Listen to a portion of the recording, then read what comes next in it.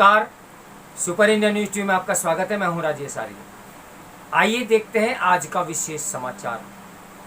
विपक्षी एकता की न पकने वाली खिचड़ी, ये मेरे समाचार का शीर्षक है। बिना वैकल्पिक एजेंडे देश का भरोसा जीतने वाले समर्थ चेहरे और ठोस विमर्श के विपक्षी एकता संभव नहीं। बिहार में नीतीश कुमार के पाला बदलने के साथ ही विपक्षी एकता के अभियान को फिर से धार देने के प्रयास हो रहे हैं। जदयू नेता तो नीतीश कुमार को पीएम पद का पात्र बनाने में लगे हुए हैं।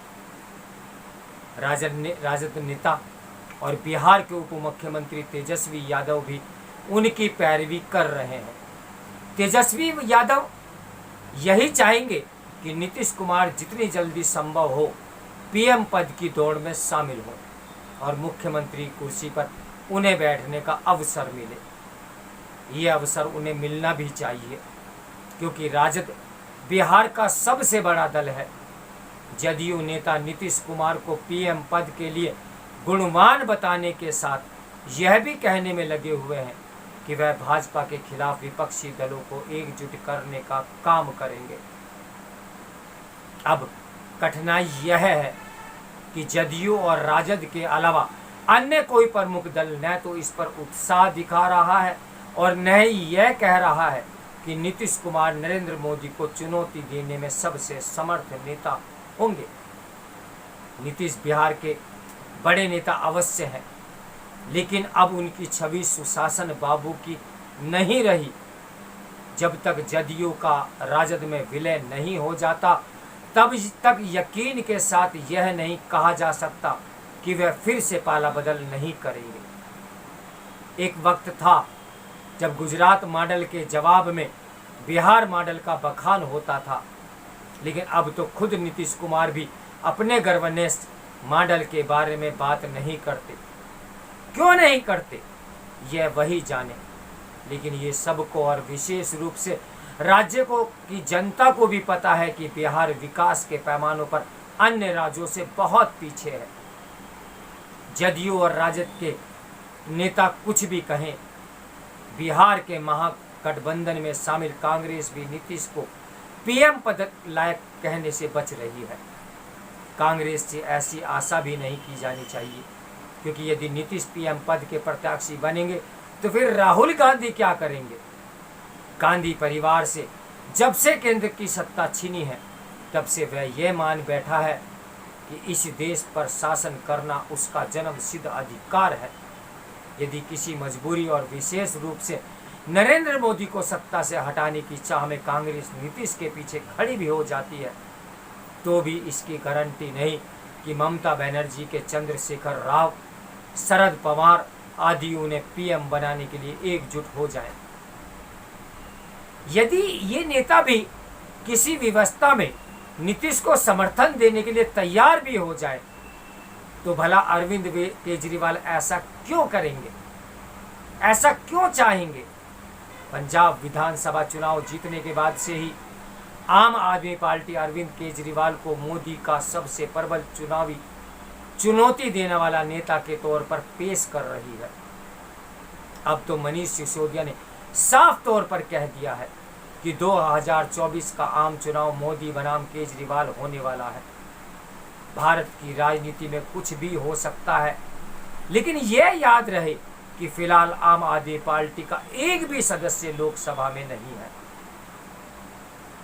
वह भगवत सिंह मान के इस्तीफे से खाली हुई संगरूर लोकसभा सीट भी नहीं बचा सकी। 2024 में लोकसभा चुनाव में आम आदमी पार्टी चाहे जितनी सीटें जीत ले, इसके आसार न के बराबर हैं कि अन्य विपक्षी दल केजरीवाल को प्रधानमंत्री बनाने के लिए आगे आएंगे।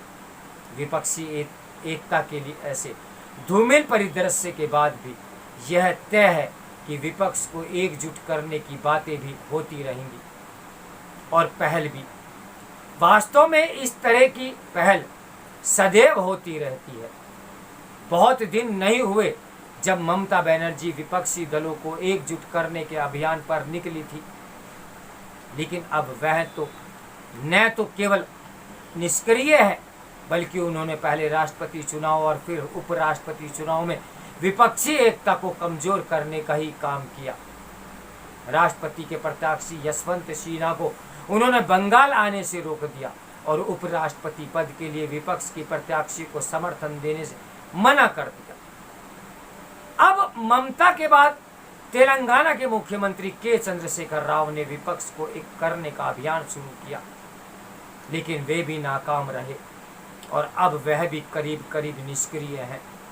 एक समय विपक्ष को एकजुट करने की कोशिश शरद पवार ने भी की थी, लेकिन बात नहीं बनी। रही सही कसर महाविकास आघाड़ी सरकार के पतन ने पूरी कर दी। विपक्षी दलों को एकजुट करने की नाकाम कोशिश प्रशांत किशोर भी कर चुके हैं और अब वे अपनी जन सुराज यात्रा में व्यस्त हैं।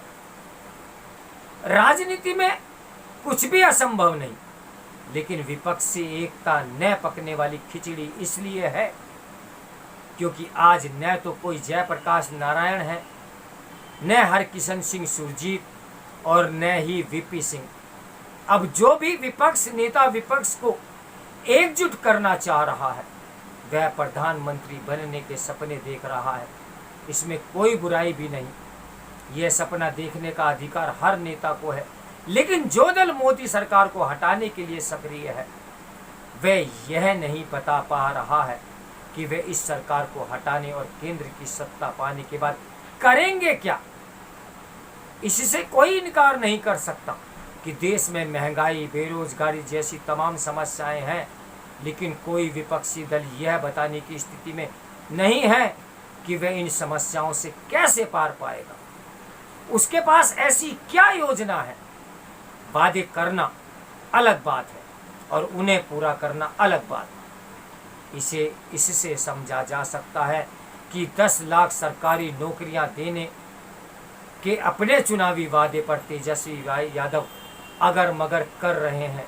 स्पष्ट है कि बिना वैकल्पिक एजेंडे देश का भरोसा जीतने वाले समर्थ चेहरे और ठोस विमर्श के विपक्षी एकता संभव नहीं है, बिल्कुल नहीं है।